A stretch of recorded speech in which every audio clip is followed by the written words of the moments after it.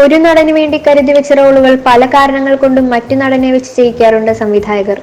അത്തരത്തിൽ പൃഥ്വിരാജ് കൈകാര്യം ചെയ്ത മോഹൻലാലിന്റെ 3 റോളുകളെ പറ്റിയാണ് ഇനി പറയുന്നത്. ചക്രം. സംവിധായകൻ കമൽ ലോഹിതദാസിന്റെ രചനയിൽ മോഹൻലാലിനെ ലോറി ഡ്രൈവറും ദിലീപിനെ കിളിയുമാക്കിയാണ് ചക്രം എന്ന ചിത്രത്തിന്റെ ഷൂട്ടിംഗ് ആരംഭിച്ചത്. എന്നാൽ ഇടയ്ക്ക് വെച്ച് അസാധാരണമായ ചില കാരണങ്ങളാൽ കമലിന്റെ ചക്രം പഞ്ചറായി.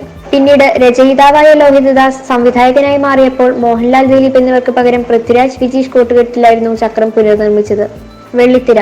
മോഹൻലാൽ ശങ്കർ ടീമിനൊപ്പം എന്റെ മോഹങ്ങൾ പൂവണിഞ്ഞു എന്ന ചിത്രം ഒരുക്കിക്കൊണ്ടാണ് ഭദ്രൻ സംവിധായകനായി മാറുന്നത്.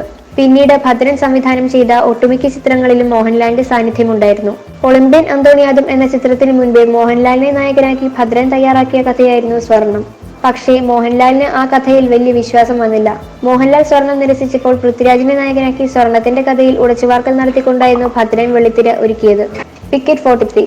മോഹൻലാലിനൊപ്പം കീർത്തിചക്ര എന്ന വലിയ വിജയ സിനിമയുമായാണ് പട്ടാളക്കാരനായിരുന്ന മേജർ രവി സംവിധായകനായി അരങ്ങേറുന്നത്. ശേഷം കുരുക്ഷേത്ര, കാണ്ഡഹർ, കർമ്മയോധ തുടങ്ങിയ ചിത്രങ്ങളുമായി മേജർ രവി മോഹൻലാൽ കൂട്ടുകെട്ട് അംഗത്തിനിറങ്ങിയെങ്കിലും അവയൊന്നും തിയേറ്ററിൽ ആൾക്കൂട്ടത്തെ ആകർഷിക്കാതെ പോകുകയായിരുന്നു.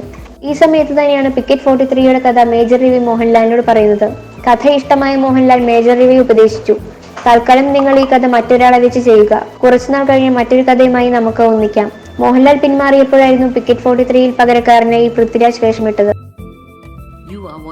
You're watching me on metromatney.com. on metromatney.com. metromatney.com. Subscribe for more videos. Subscribe for more videos. Subscribe here for more videos. Subscribe now. Thank you.